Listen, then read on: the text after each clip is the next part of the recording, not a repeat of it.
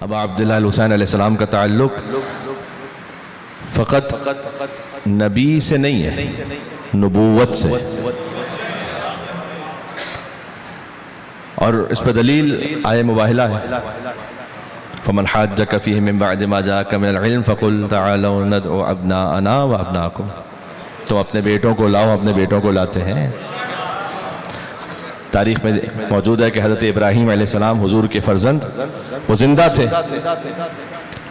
لیکن حضور انہیں چھوڑ کر حسن و حسین کو لے گئے. حضور مکرم کا حسن حسین سے تعلق اور حسن حسین علیہ السلام کا حضور مکرم صلی اللہ علیہ وآلہ وسلم سے تعلق نبوت کے بیٹے بن کر گئے ہیں.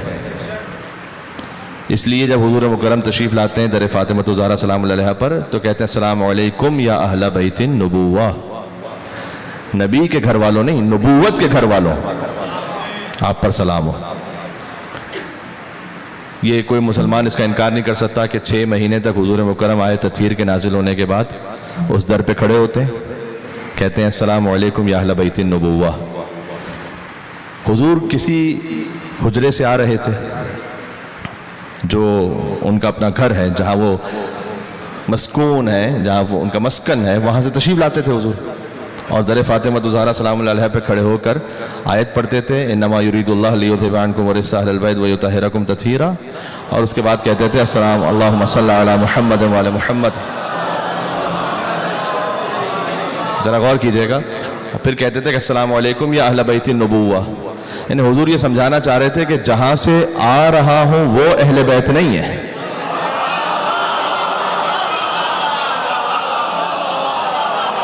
ہے میرے ساتھ آپ یا نہیں ہے؟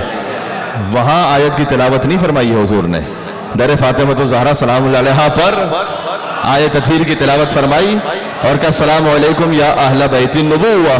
تو حضور نے سمجھایا کہ جہاں سے آ رہا ہوں وہ اہل بیت نہیں ہے، جہاں پر جا رہا ہوں وہ اہل بیت ہے.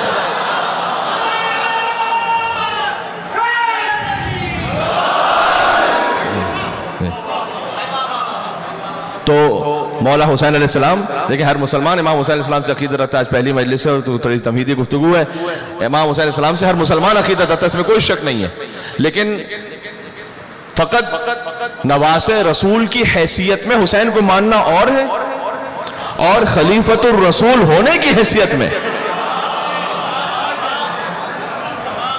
ابو عبداللہ الحسین علیہ السلام کی امامت کو قبول کرنا اور تسلیم کرنا یہ اور ہے.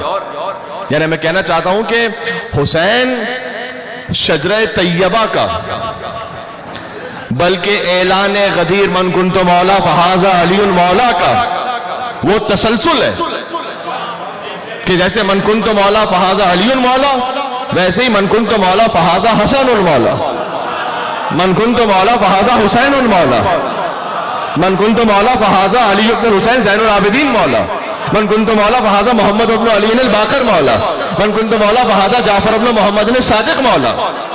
یہ میں تسلسل آپ کی خدمت میں کر رہا ہوں شجرہ طیبہ کا. من کنت مولا فہذا موسیٰ بن جعفر الکاظم مولا.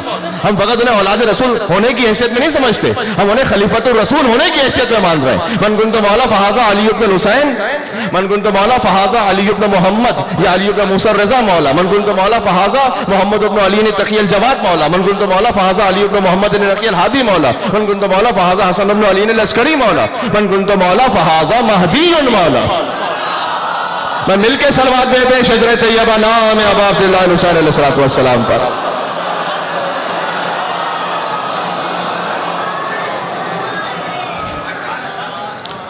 تو ہم تو اس عقیدے پر ہیں کہ امام حسین علیہ السلام کی محبت محض فقط نواسے رسول کی حیثیت میں نہیں ہے. حسین کی محبت شرط قبولیت عبودیت پروردگار ہے. یعنی کسی کی عبادت ہی قبول نہیں جب تک امام حسین علیہ السلام سے محبت نہ رکھے، ان کی ولایت نہ رکھے. ملے گی جنت پیے گا کوثر اسی کو محشر میں چین ہوگا. ملے گی جنت پیے گا کوثر اسی کو محشر میں چین ہوگا، اور نماز اسی کی قبول ہوگی کہ جس کے دل میں حسین ہوگا.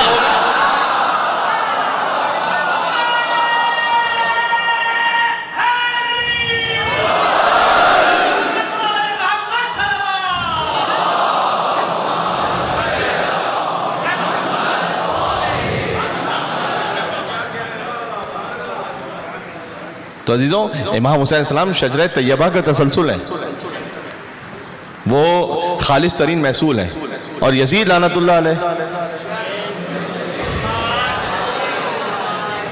وہ شجرہ خبیثہ کا فاسد نتیجہ ہے۔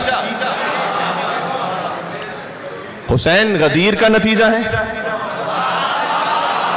اب یزید کس کا نتیجہ ہے؟ خود سوچ لینا وہاں پر۔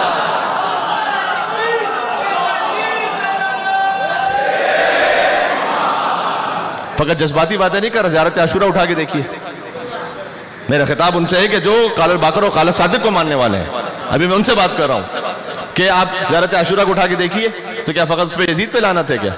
نہ، لعن اللہ امتا اسست اساس الظلم والجور علیکم اہل البیت، جنہیں زیارت عاشورہ یاد ہے کہ اس تسلسل پر امام علیہ السلام نے اپنی نفرین کی کہ جس نے یزید جیسے کی حکومت کی بنیاد رکھی ہے۔ ایک پورا سلسلہ ہے۔ دیکھیں اگر مسلمان اس بات کو سمجھیں تو انہیں پتہ چلے گا کہ فقط یزید سے برات کافی نہیں ہے۔ یہ تو اب عبداللہ الحسین نے واضح کر دیا کربلا میں، کیونکہ کربلا سے پہلے تک ابھی تک مسلمانوں کے دماغوں میں ڈاؤٹ ہے کہ کہاں حق تھا کہاں باطل تھا۔ کربلا کے بعد امام حسین علیہ السلام اور یزید لعنت اللہ علیہ سلسلہ واضح اور کرسٹل کلیئر، اس سے پہلے تو پھر ابھی تک بھی ڈاؤٹ میں کہ ہم انہیں بھی رضی اللہ کہیں گے، انہیں بھی رضی اللہ کہیں گے، سب کو انا للہ و انا الیہ راجعون۔ تو یہاں آ کر اب واضح ہو گیا کہ حسین کس تسلسل کا نام ہے، وہ دیکھو۔ تقسیم خیر و شر ہوئی صدقے حسین کے۔ یہ جو قیامت تک خیر و شر کی تقسیم ہے اب امام حسین کے صدقے میں باقی ہے۔ تقسیم اگلا مصرع ایسا ہے کہ اگر آپ تک پہنچا سکا تو گویا یہ ایک حاصل مجلس ہو جائے گا، اور یہیں سے گویا عشرے کا ایک عنوان سیٹ ہو جائے گا کہ تقسیم خیر و شر ہوئی صدقے حسین کے، سارے برے یزید کے، اچھے حسین کے۔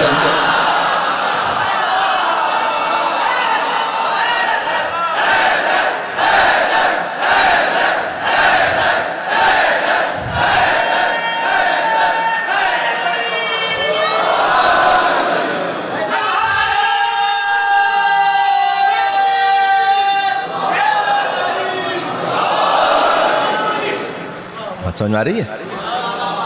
تو آپ امام حسین علیہ السلام کو اس تسلسل میں دیکھیں، یہ بہت ضروری ہے، یہ مسلمانوں کو سمجھانا بھی ضروری ہے۔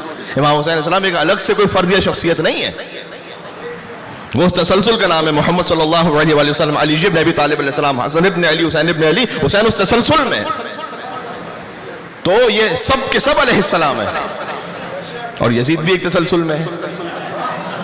یہ سمجھنے کی ضرورت ہے ہمیں، تب جا کر آپ کربلا کے صحیح کرسٹل کلیئر پکچر کو سمجھ پائیں گے، اور تب جا کر اس کے صحیح مفہوم کو سمجھ پائیں گے کہ یہ ہے کیا اصل میں۔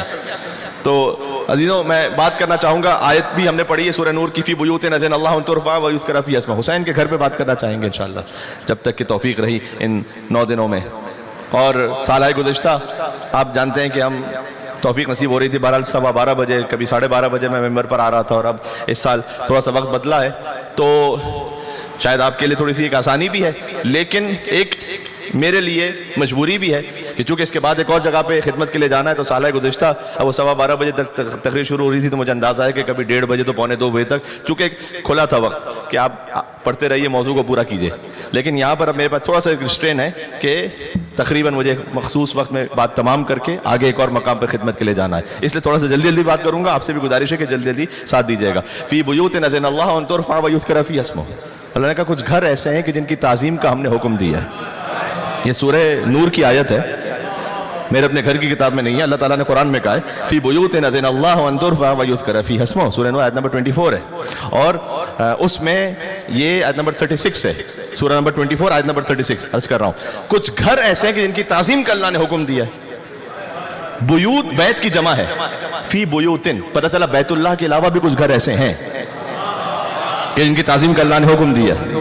اور جا کے دیکھیے گا تاریخ میں شواہد و تنزیل، ایک بزرگ علماء اہل سنت میں سے مفسر ہیں بڑے، ان کی کتاب ہے، انہوں نے یہ، میں اپنے گھر کی کتاب سے حوالہ، اور یہ مسلم علیہ روایت ہے کہ جب یہ آیت نازل ہوئی تو ایک شخص نے کھڑے ہو کے حضور سے پوچھا کہ یا رسول اللہ یہ کون سے گھر ہیں کہ جن کی تعظیم کا اللہ نے حکم دیا ہے؟ تو حضور نے فرمایا یہ بیوت الانبیاء، علی کا نام نہیں لیا ابھی. حضور بھی جانتے تھے کہ علی ابن ابی طالب کے نام سے بعض لوگوں کو تکلیف ہو جاتی ہے, تو فوراً نام نہیں لیا ابھی.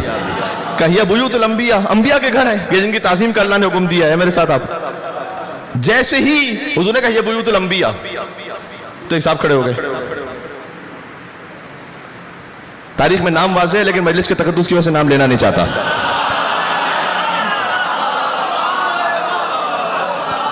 انہوں نے کھڑے ہو کے پوچھا کہ ھذا البیت منہا, کیونکہ تمام صحابہ کرام رضوان اللہ تعالی علیہم اجمعین وہ جانتے تھے کہ اگر حضور مکرم کوئی فضیلت انبیاء کی بیان کریں تو اس میں کوئی اور صحابی شریک نہیں ہو سکتا ہے.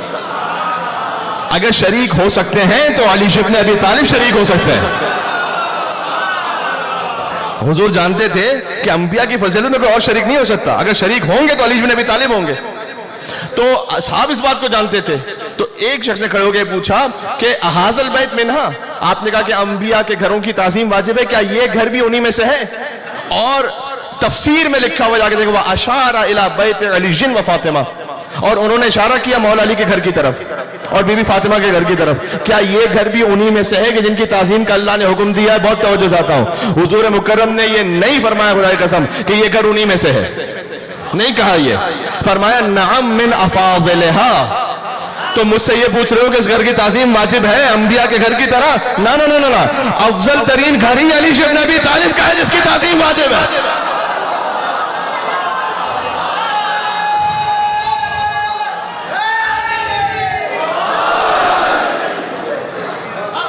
سب سے بڑھ کر تو ہے ہی علی کا گھر جس کی تعظیم واجب ہے, اور فاطمہ سلام اللہ علیہا کا گھر جن کی تعظیم اللہ سبحانہ و تعالیٰ نے واجب کی, اس گھر کی تعظیم.